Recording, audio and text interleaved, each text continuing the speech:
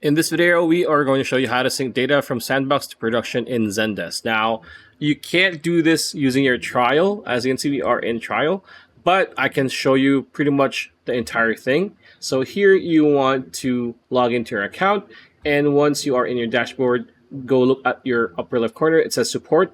Click on the drop down, and then click on Admin Center here. A new tab will appear on your browser to show you the Admin Center. Now, once you are in your Admin Center, you want to click account, right?